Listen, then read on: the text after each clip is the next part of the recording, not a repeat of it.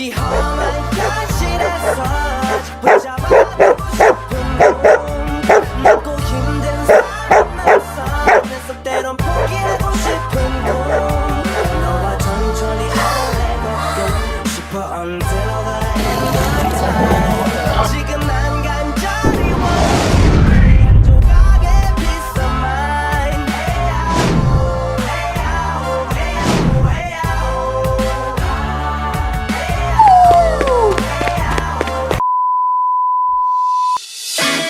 Alam mo ba na ang rabies ay isang delikadong virus na maaaring makuha sa mga hayop na may rabies sa pamamagitan ng kagat o kalmot?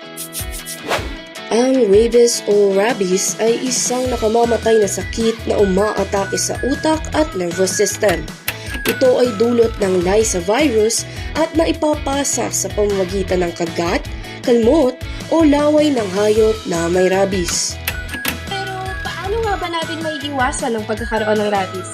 Tara, halina't alamin.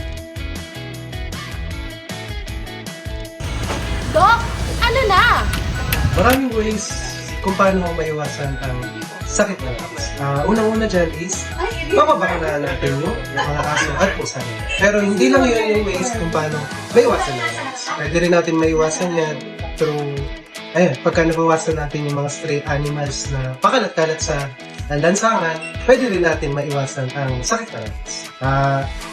By that, ipapromote ko lang rin yung spay and neuter natin. Ayun din ang isang way para maiwasan natin. Iwasan natin ang rabies sa paraan ng pagbabakuna. So, kailangan natin mabakunahan ang 70% dapat ng population ng aso at pusa sa bawat barangay. And then, pangalawa, pinopromote natin ang pagpapakalat ng impormasyon sa mga bata, lalo na sa mga bata dahil sila yung pinaka-vulnerable population na magkaroon ng rabies dahil sila yung mga nakikipaglaro sa aso at pusa.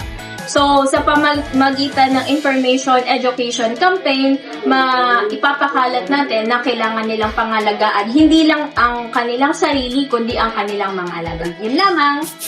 Narito ang mga senyales na ang aso ay may rabies. Una, pagngat-ngat at pagkagat ng kung ano-anong bagay. Pangalawa, nakakaranas ng matinding paglalaway. Pangatlo, nagkakaroon ng pagbabago sa ugali. Nagiging agresibo ang dating galmado at nagiging tahimik naman ang dating maligali. At panghuli, ayaw nito sa tubig. Basta laging tatandaan, komunidad na wais para kontra sa rabies.